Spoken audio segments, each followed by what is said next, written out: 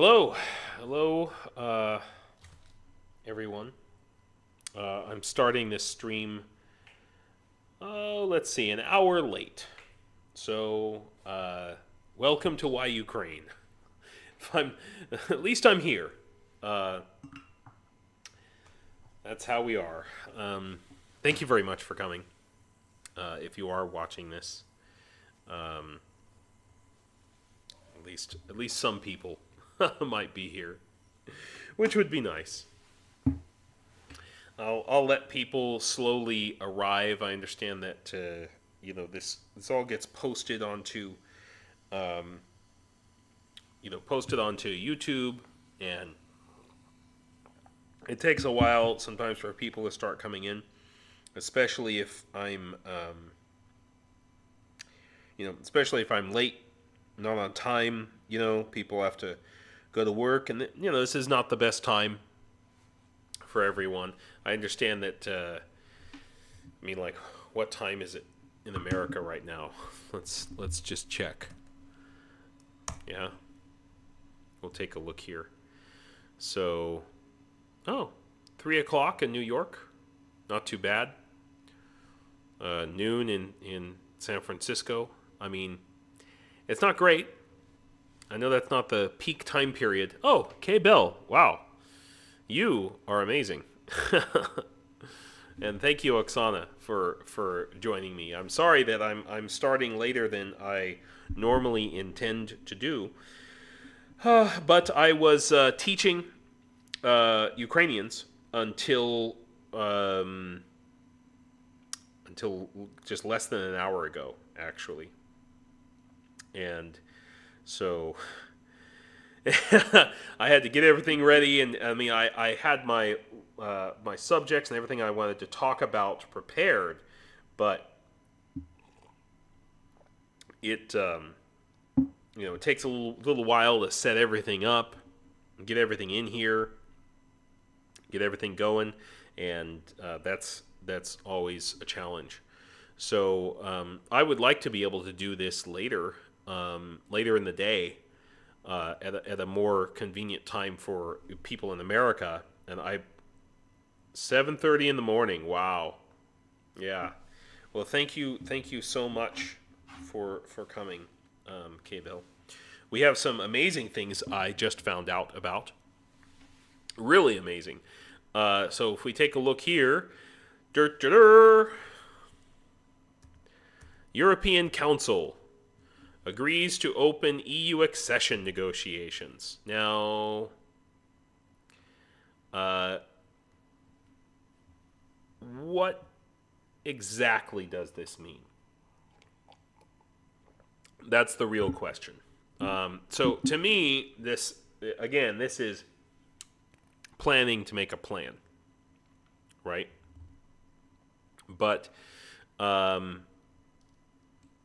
okay. So does this mean that, does this mean that, oh, hey, Anya, thank you for joining. Wow, you're up late. But I mean, is the real question here. Does this mean that the EU is, does this mean that Hungary has taken away its bloc? Potentially. Does this mean that Slovakia is not going to back up Hungary? Is that what this means? That's the question I have. This is pretty new news. Okay, so this is at 8 p.m. today. So this is just a few hours ago, two and a half hours ago.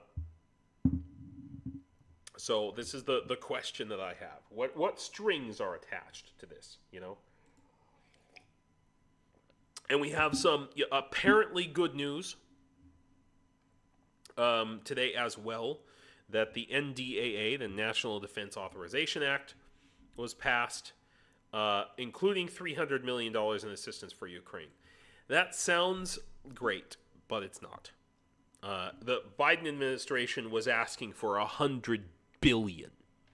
$300 million is like is like nothing. I mean, the Biden administration yesterday approved another $200 million, and then this is 300. It's a tiny, tiny drop in the bucket. It's enough to sustain Ukraine together, the two, to sustain Ukraine for like a month.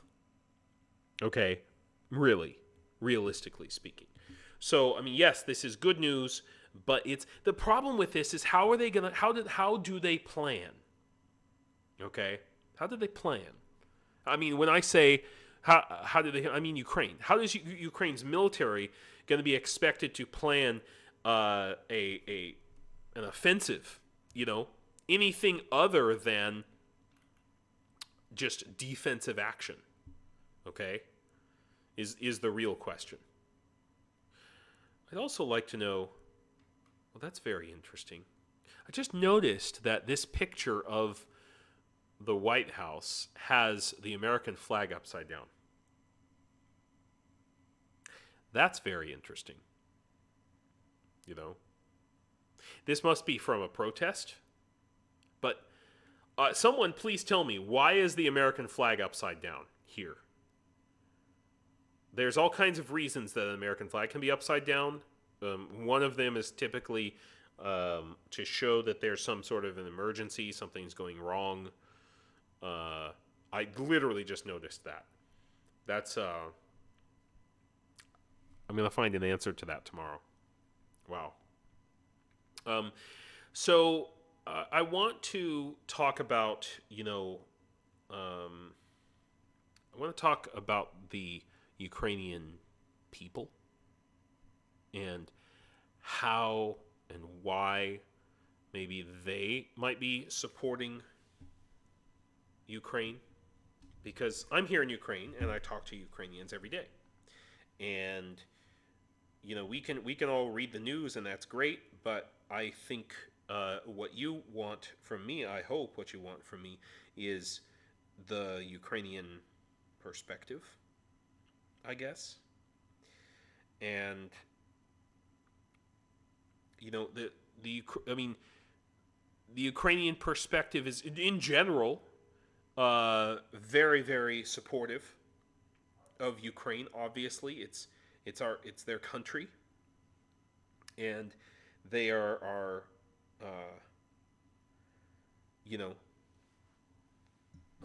there was a huge protest. Well, I don't know how huge it was, but a protest today in Kyiv, in downtown Kyiv, and some of my students, I believe 4 of my students, were actually there, protesting against the government spending money on roads and infrastructure projects, specifically in Anya or Oksana. Since you're Ukrainian, you can feel free to offer your opinions on this. But these roads and infrastructure projects here in Ukraine, people are saying, first of all, the way the government works is a little bit different from the United States. It's a little bit more centralized. And correct me if I'm wrong on this, but taxes kind of go back to the central government, and then they get distributed out to the states, or as we call them, the oblasts.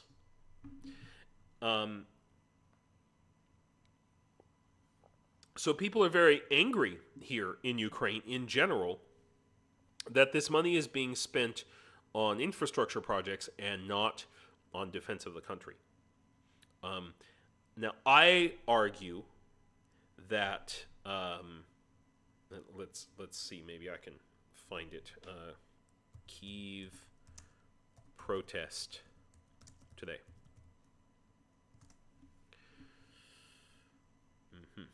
Here we go. Yep, Washington Post. There's a good one. Yeah, this is, like I said, I had 4 students at these protests. They went all day. Remember, it's the middle of winter, and people are saying, we don't want you spending money. First of all, there's a huge mistrust of local governments in Ukraine. Local governments and state governments are considered to be very corrupt by the people, and also their Congress, called the Verkhovna Rada, is considered to be potentially very corrupt. And I believe I saw an interview, I can't remember who it was with, might have been on Ukraine the Latest the other day, where they were talking about this crackdown on corruption in Ukraine. And what the Ukrainian in the interview said is that these corrupt officials in Ukraine, they know that this is their last chance, because the anti-corruption crackdowns are coming, and this is their last chance to steal as much money as they can. So they're trying. So there's a great deal of mistrust. I was speaking to some of my students today about this, and about building infrastructure, and I said, well, wait a minute. These roads are extremely important. Building better roads are extremely important for, like, logistics, for example. And in America, we have this thing called the U.S. Army Corps of Engineers. So it's part of the U.S. Army, but they are responsible for maintaining a lot of America's transportation infrastructure, not necessarily all the highways, but bridges, rivers, for example. And a lot of federal money goes into that, and it's all done through the United States Army Corps of Engineers. And my students were shocked by this. They said, why? What about corruption? They said, yeah, we used to have something like that here in Ukraine, and the generals in the army just used these engineers to build their houses and their mansions.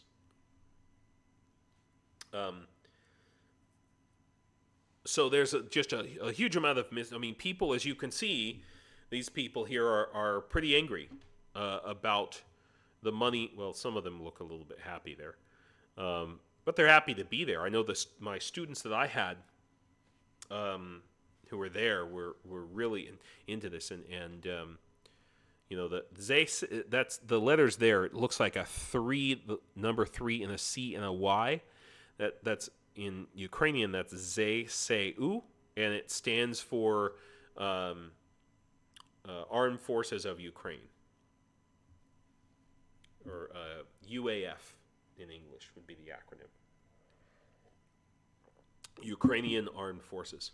So this is a big deal in Ukraine, and the fight against corruption is a serious thing as well. So even little things like this is a major corruption case here.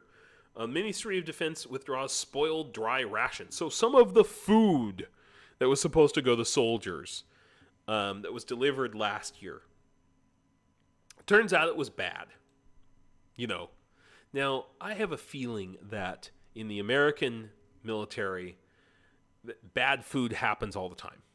I don't know if any of you watching are in the U.S. military, please let me know. What would happen to you if you were, I don't know, let's say the procurement manager in charge of food for the Army, or you're part of the Army, whatever, and some of the food turned out to be bad? I mean, would you be prosecuted? I mean, maybe you would, but this is like a major issue here in Ukraine right now, and people are up in arms over it. The Minister of Defense was let go over this. So people are, the people who have stayed, the people who are here in Ukraine, they continue to fight. They continue, when I say fight, I mean fight the Russians, yes, but also fight against the corruption that they all say was part of the Soviet system and part of sort of it's like they're fighting an infection on on the part of an infection coming from Russia, and that's kind of how they think of it, But at the same time, and I mean, this is a good thing. This is a really good thing. So OLX is like Craigslist in Ukraine. And they have worked out a deal with the Department of Defense in Ukraine to basically become like, hiring. So they're going to have oh my God, I can't talk. Up until this point in this war, if you signed up for the army, you didn't really have any control over what you would end up doing. And 90% of people, it was just go to the front line, And so, Ukraine is making responsible changes to their system. This has been a complaint for a long time.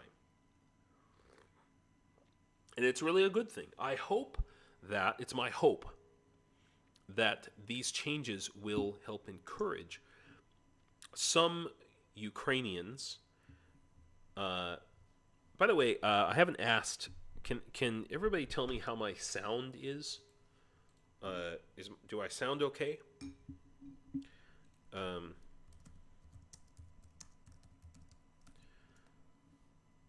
Let me know if you can hear me all right.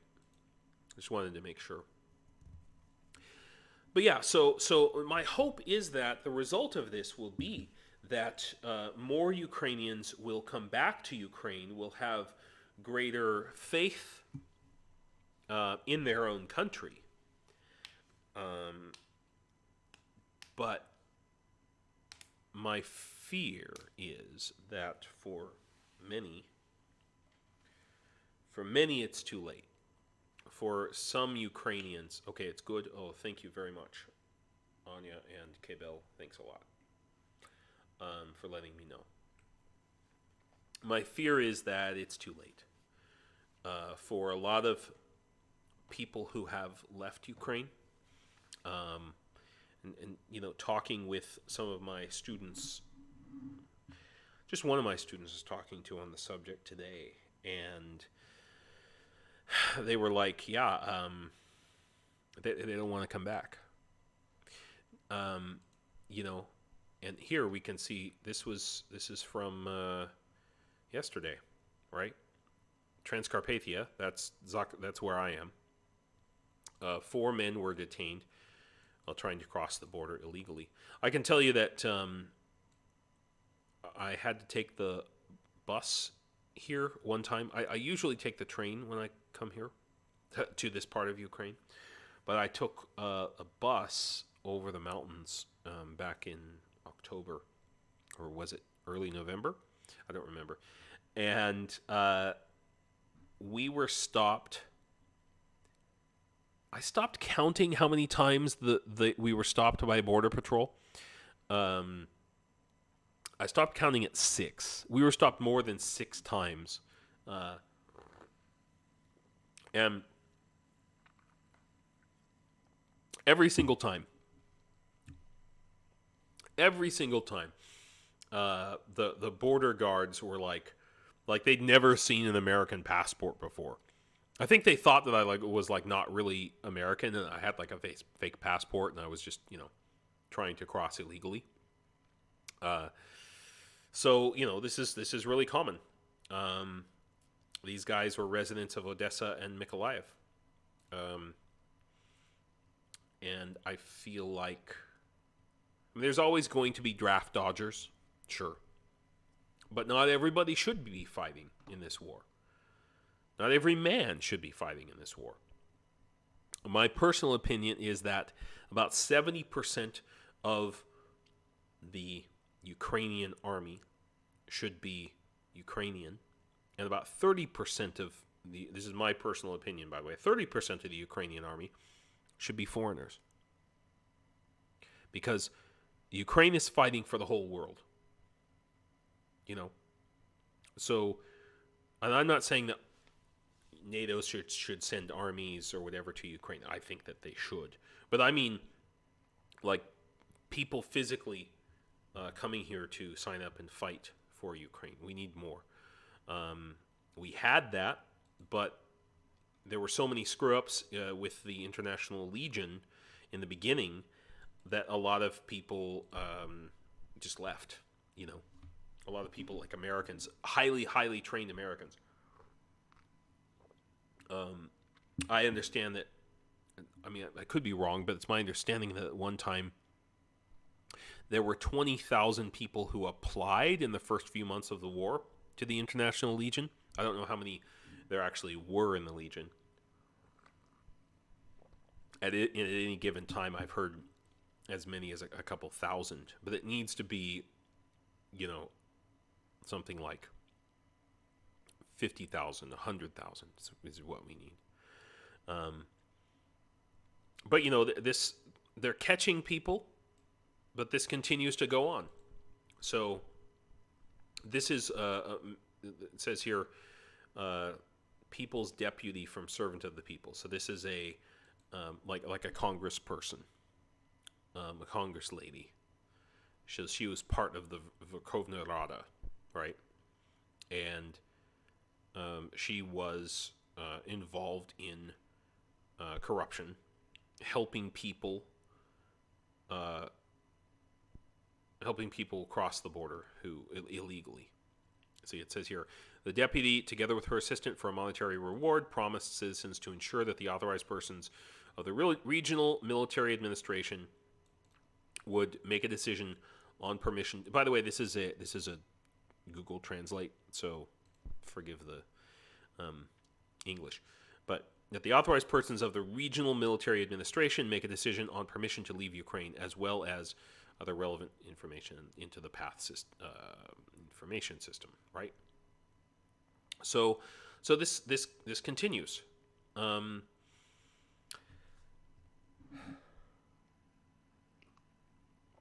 You know, there's a lot of talk about Europeans or Americans getting tired of this war. Well, guess what? Ukrainians are tired of it too. And then the other question that constantly comes up is what happens when these soldiers come home? You know, what's going to happen when they come back? And this is a struggle that I have personally, frankly, because it's my understanding, and correct me if I'm wrong, those of you who are watching who are Ukrainian, but it's my understanding that previously, historically, joining the army, joining the armed forces in Ukraine was not a good thing. It was not considered an honorable thing. It was something that you did because you had no other purpose in your life. And while the Soviet Union made a big deal about, and Russia now makes this big deal about, we won World War II, you know, they think they did it by themselves. But even in Ukraine, for a lot of people, especially older people, they were raised up with that propaganda of they don't call it World War II, they call it the Great Patriotic War. And the aftermath of that, remember, something like 20 million Soviet citizens died. And I could be wrong about this, but I believe 40% of that total were Ukrainians. The ratio of men to women after World War II and for most of the mid-20th century was 1 man for every 8 women. I like those odds. But unfortunately, even the 1 man was typically a completely traumatized, shell-shocked, PTSD alcoholic, violent, wife-beating, dealing with all sorts of psychological traumatic issues. And so, that led to a huge stigma towards soldiers. A little bit like, I think very much like, the way Americans thought about veterans after the Vietnam War. The stigma of having being a veteran, of having fought in the Vietnam War particularly, you really carried, and there was just a lot of stereotypes about Vietnam veterans being crazy, going crazy, and some of those things were true. So there's a real, while I think that there's a lot of Ukrainians who want to honor and do honor the soldiers who are fighting. There's also a large section of Ukrainians, both inside and outside Ukraine, who they just don't want anything to do with war. They just want to get away from it, and they don't have a sense of loyalty to their country. They've spent all of their life, at least, since the 1990s, growing up in an economic hellhole and dreaming of going to America or the EU or anywhere but Ukraine, and that's their dream.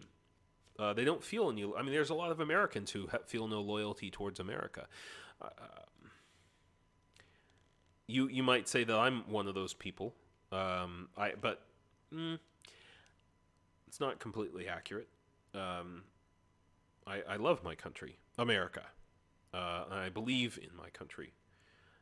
I just got tired of it, and it's fine for Ukrainians some Ukrainians to feel that way too, and some of them are arguably using this war as an opportunity to get themselves the hell out of the country.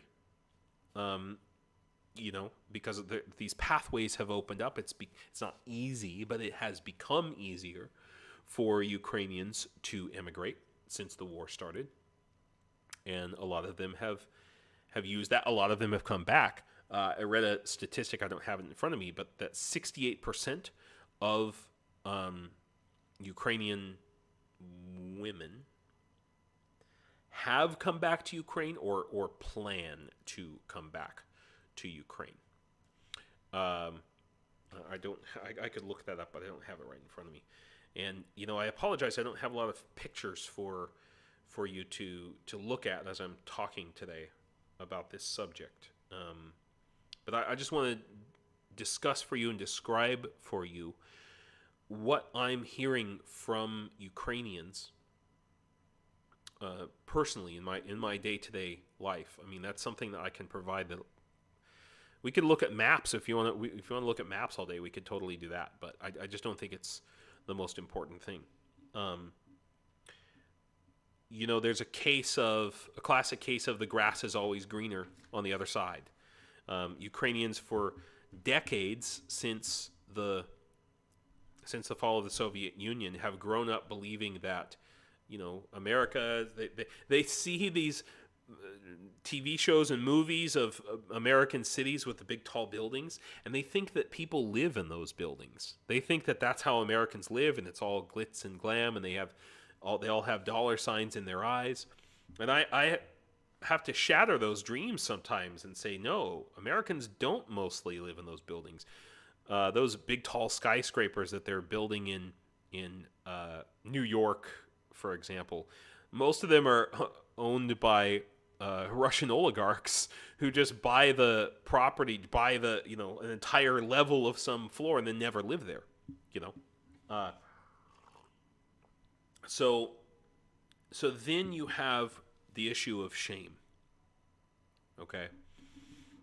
I think, and I sometimes get this feeling from Ukrainians who I speak to who are outside the country, that they feel when they talk to me as an American living in the country and, preparing to fight for their country, they're maybe not shame, guilt, a little bit of guilt. And unfortunately, sometimes when you feel guilt, rather than, I'm going to make this a big screen. There we go. That's better. Unfortunately, sometimes when you feel guilt, rather than doing something good about it, it makes you want to pull away. It makes you want to try to ignore the problem, try to pretend like it's going to go away, just ignore it, you know. And so instead of some Ukrainians, I'm not saying all, but some Ukrainians who are outside the country, instead of saying, okay, what can I do to help? They're saying, I don't want to talk about the war. I don't want to talk about Ukraine. I want to forget about everything and just, live. I just want to try to get rich in whatever country I'm in. These people exist. And then secondly, or thirdly, how many things have I listed? Fifthly, they're afraid of, if I do come back to the country, let's say after the war, first of all, what kind of a country am I going to come back to? Are we going to come back to a country full of, drunken, violent veterans with guns, with walking around with grenades everywhere? How is that going to be brought under control? That's one thing. Second, they are afraid that they're afraid of reprisal on some level, or as it was said to me today, punishment. Lack of vocabulary. Okay. But we would say reprisal from either from the government, from the Ukrainian government, or from, just socially, there's going to be some kind of like discrimination with regards to, people who left the country and it didn't contribute to the victory of Ukraine are potentially going to face some kind of judgment, social judgment, legal judgment. And then you have the people who, like these guys. Wait, I thought there was a picture. Pretty sure I had a picture. The people who are leaving. Oh, there we go.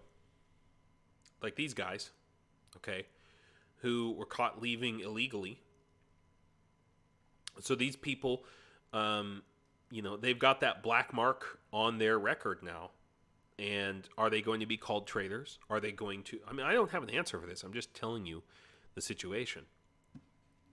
And so people who are outside of the country are, maybe they're projecting that because they feel shame and guilt for having left their home. I don't know. But in general, a lot of them just don't have that sense of belonging that you might to the country that you live in. They don't feel like they just feel like it's corruption and, Ukraine's never going to change. It's always going to be corrupt. There's always going to be oligarchs. I'm never going to be able to get ahead. I have to tell these people sometimes, listen, there's corruption in every country, and there's a lot of poor people in America, for example, who, again, the grass is always greener, right? So it's a question. It's a question, and I don't have a solution to it. It is what it is. No, that's not true. I do have a solution. I do have a solution to this problem, and I want to talk about what that solution may be. And it may sound strange to say this, but the solution is, I believe, accounting. When I say accounting, I'm talking about the kind of accounting, not to toot my own horn too much, but the kind of accounting that I'm trying to do here on this site. So just for example, on this, on my page here, I have a fundraiser to raise money for Anthony, who is an American veteran who fought in Ukraine for 4 months, and he had to go back to the United States, and now his unit needs him back. They want him to come back, but they can't afford to pay for his plane ticket, and he can't afford his plane ticket back. So I'm asking people to contribute to help. We have raised almost $600. It may be more than that now. I don't have a live tracker for that. I wish I need like a progress bar to track these things. But we've raised more than $600 for that. Now, he's also taken a short, part-time, full-time job, I guess. I mean, he's not just looking for a handout. He's actually working too here. But he has 2 children, all right, in North Carolina. Okay, but that's not the primary subject that I'm talking about today. If you look very carefully, okay, let me see if I can. Yeah, there we go. I'll zoom in even more.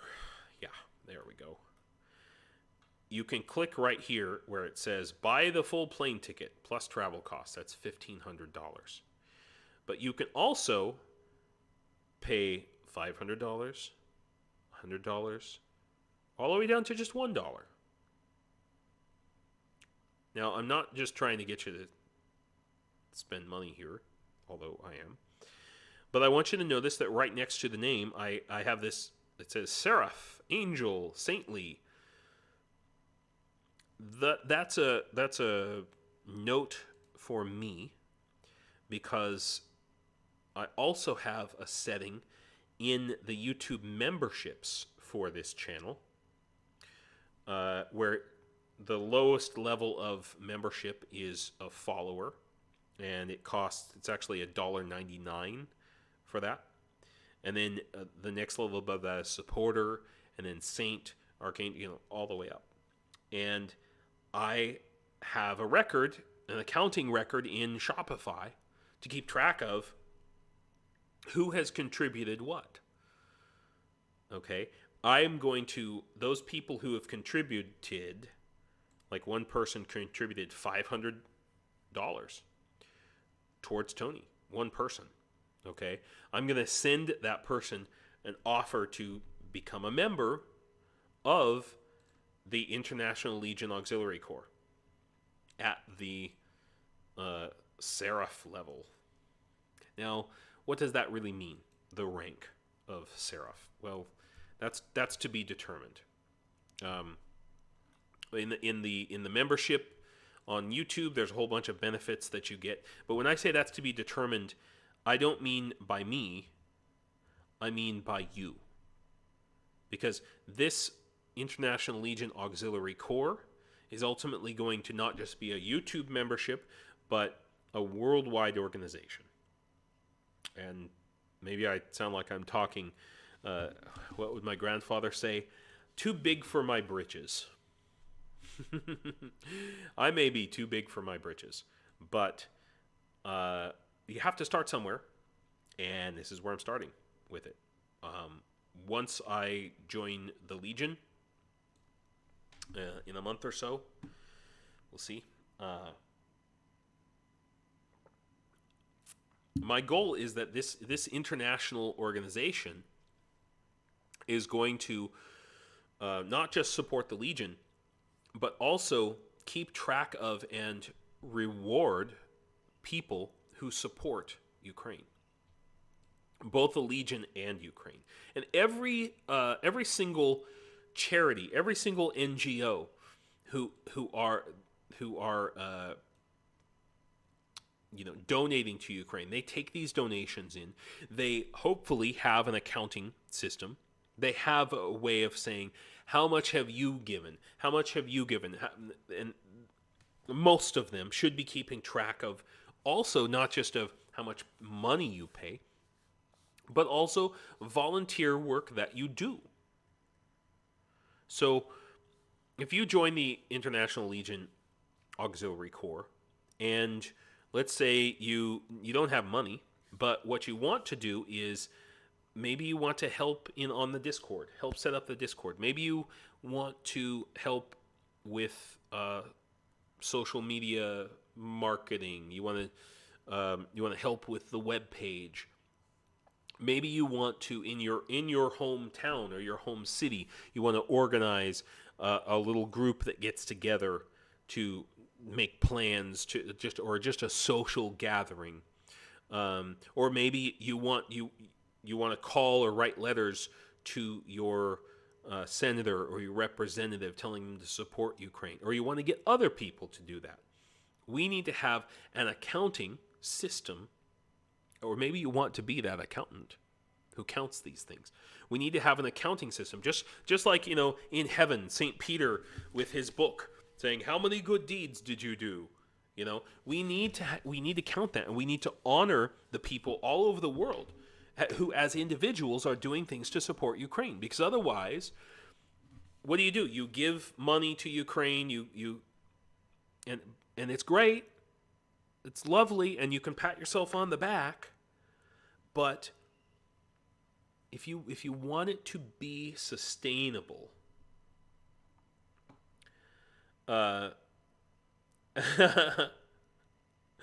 Greg,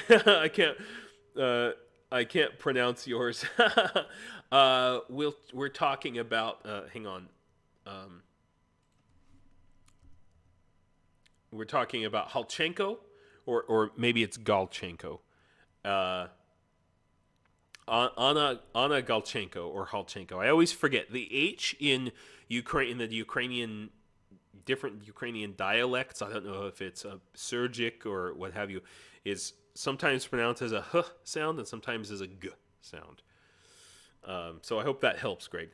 But the point I'm trying to make here is that the people who are helping Ukraine, both inside Ukraine and outside Ukraine, we need some sort of an accounting system to measure and to honor those people.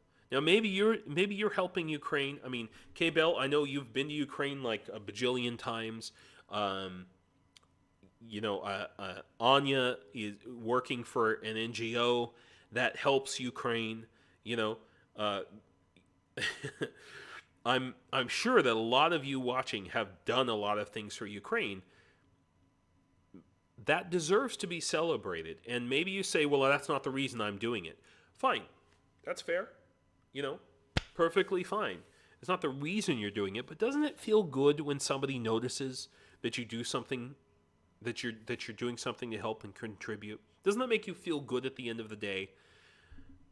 When a Ukrainian or someone says, you know what, thank you, you did a good job. That really, really makes a difference. And that's exactly the sort of thing that needs to happen. We need that organization not just for Americans or Australians or Europeans who are supporting Ukraine, but Ukrainians, especially Ukrainians outside of Ukraine who are supporting Ukraine. My prediction, and I know hasn't been accounting of this yet, but the support coming into Ukraine from outside the country by Ukrainians, I believe has the potential. The word is remittances, and many countries around the world, poorer countries around the world. I'm thinking of like Kazakhstan and Kyrgyzstan and the Philippines.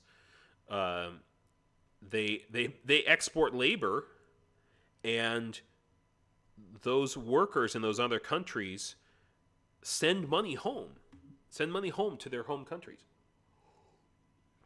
And the same thing is happening for Ukraine. And a lot of the thing is Ukraine has an intellectual economy.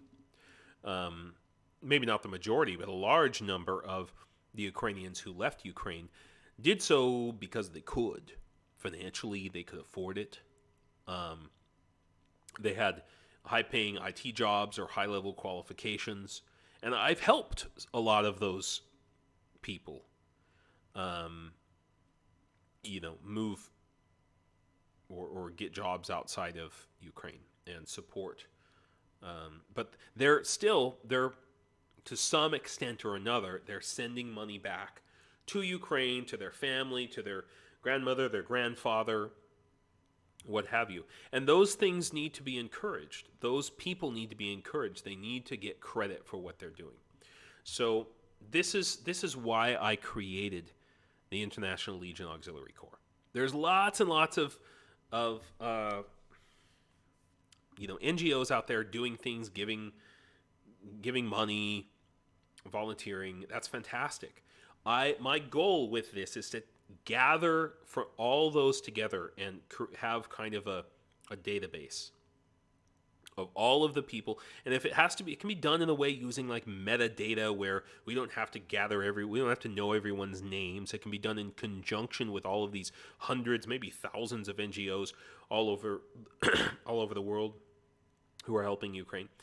But this is my big idea. Okay. I need help to do it. I can't do it all by myself. I spoke to a software company today about what would it cost to pay someone to develop this, like an automated software that would gather this information. And they said that was, to start with, probably about $40,000. Yeah, and that's paying Ukrainians to do it, So that's not going to happen. But hopefully it will grow organically. Hopefully by the time I actually join the Legion, I'll have gathered enough of you watching to, who are interested. I've already had a few people who've approached me with asking how they could help and coming up with ideas to help, and I'd like to thank all of you who've done that. I promise I will respond to your emails and your messages. I think the other day in our Discord I typed, I'm going to respond to you tomorrow, and that was like 4 days ago. Just understand that I'm really super busy. And I'm just one guy trying to do all of this. And like I said, I was teaching until 9:30 p.m. today. That's normally when I start my live streams, Ukraine time. It's around 9:30. I was still teaching at 9:30 today. So, yeah. So with that, I want to talk about the next step. I have talked about some things already that I'm going to be putting up on this website here. So far, what I've got on there is things you can buy to. These are items, if you don't know, if you're just watching. These are items that you can buy as gifts for the Ukrainian army and specifically for the International Legion. That means you are supporting foreign fighters who are coming into Ukraine. All, as my understanding and what I was told when I was there, all of the armor and gear, including plates and everything that the foreign fighters in Ukraine are given, are provided by charity. They're not coming from the ZSAU.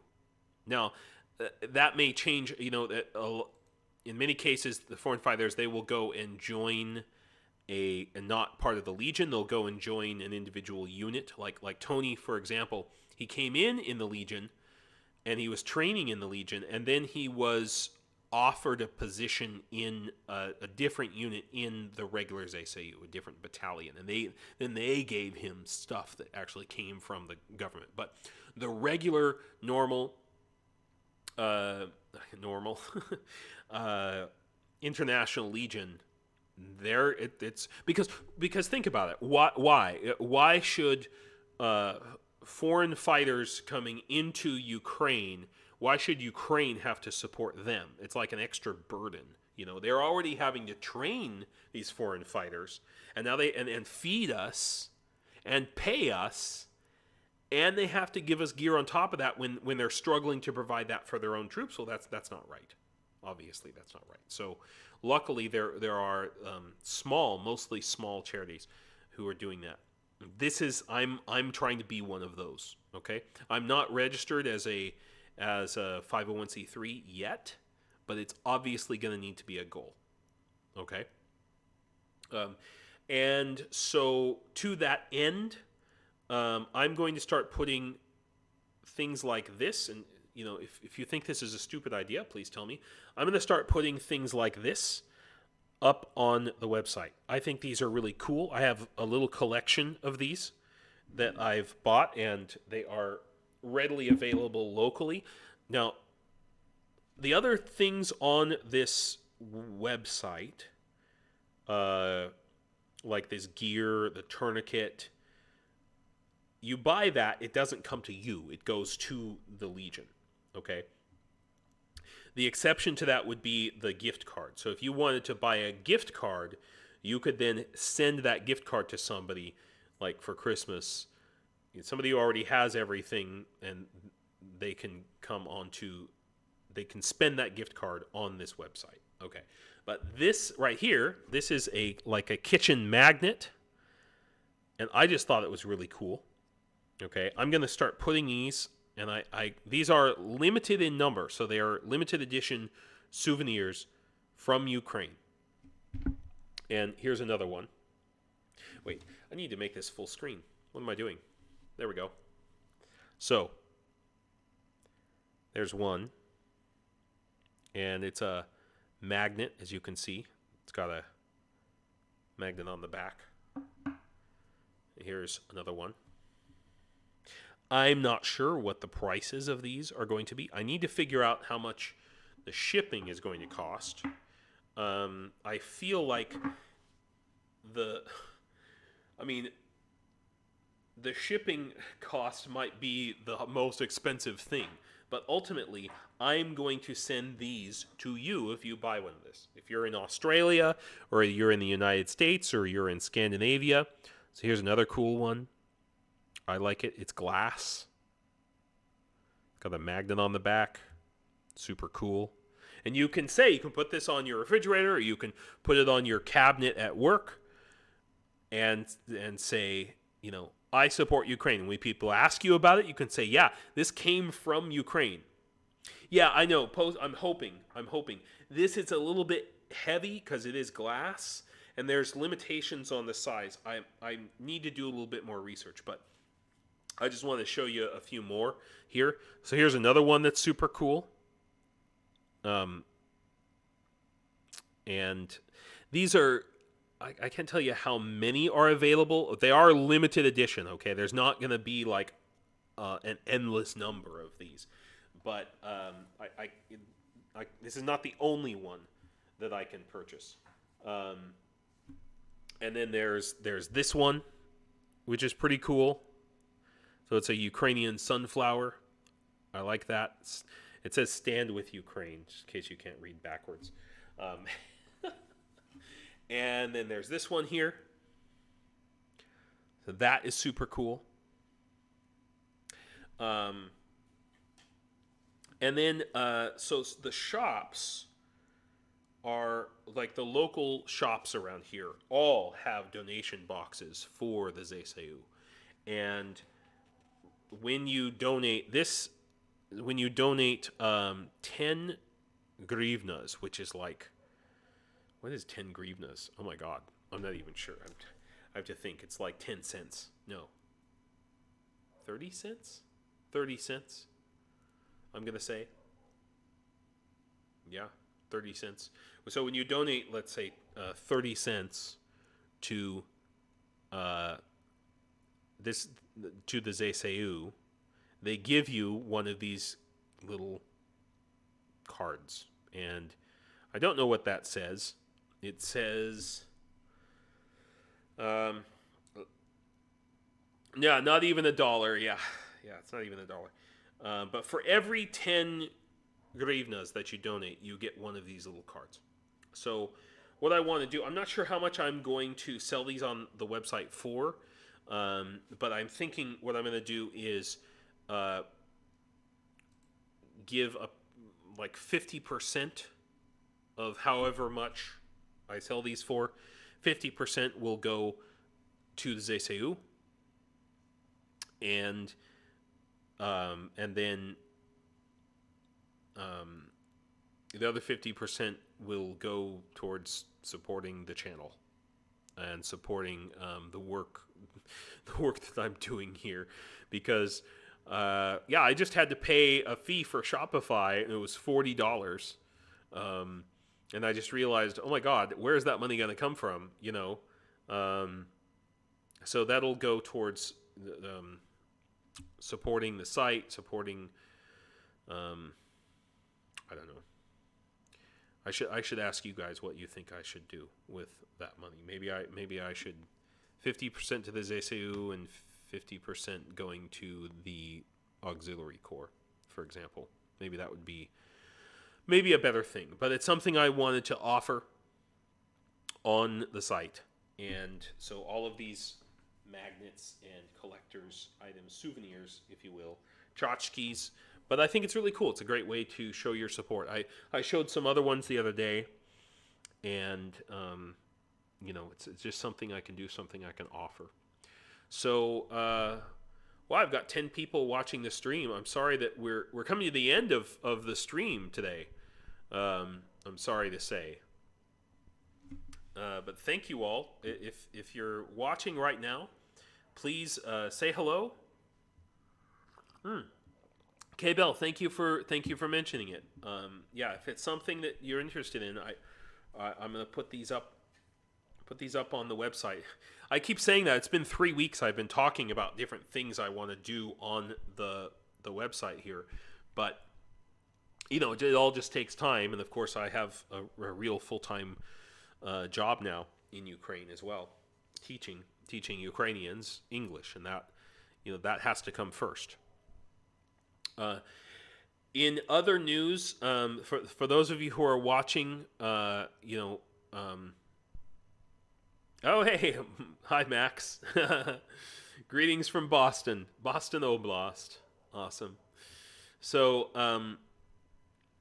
as you know, I'm in recovery, working on my wrist and my arm strength to make sure I can rejoin. Let's see, Greg said, if you need the money to support what you're doing, then do so. All the channels have put some money towards the cost of what they're doing. Yeah, that's what I'm thinking about. Ultimately, I feel like I could really stand to hire a video editor or at least a thumbnail editor. I have tons and tons of content that if you guys look, I have 250 something videos that I've put up, but that's including shorts. But I have a lot of other content. And the thing is editing takes so much of my time. When I actually go back and join the ZSU, I'm not going to be able to edit my video. I expect I'll be making videos, possibly from the front, kind of like the way Big Mac's Battle Blogs does, for example, or some of the other people. But I'm not going to be able to do the editing mostly. So I'm going to need to hire somebody, probably a Ukrainian, to do the video editing. I'd prefer to hire someone rather than a volunteer, because a volunteer is just that, and if they don't want to do it, and they're like, oh, it's too bad, I had to work today, I couldn't do it, then it's not going to get done. It's more sustainable if they're getting paid to do it, and more importantly, I want to hire a Ukrainian, first of all, because they're going to be cheaper than like an American, paying an American to do it. Also, they're going to be motivated because it's going to be helping their own country, and the money that I pay them stays in Ukraine. So I'm going to, sometime in the next couple of weeks, I'm going to put an ad on Olix. That's the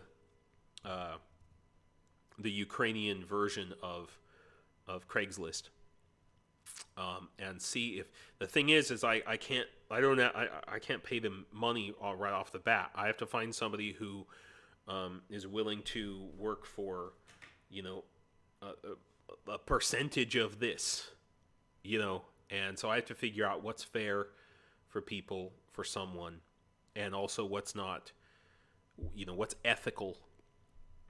So that's it's a little bit of a. I need to square that circle, and it's a little bit scary. All of this is a little bit scary. I'm actually more scared of handling all of this financial transactions than I am of going on the battlefield and fighting the Russians. To be honest with you, I mean, I know that's easy to say now, but it's how I feel. I'm more afraid of screwing up stuff like this website here, than I am of running into battle with an AK with bombs going off all around me, So I'm gonna need help, and volunteers are good. And I talked about we need that whole system.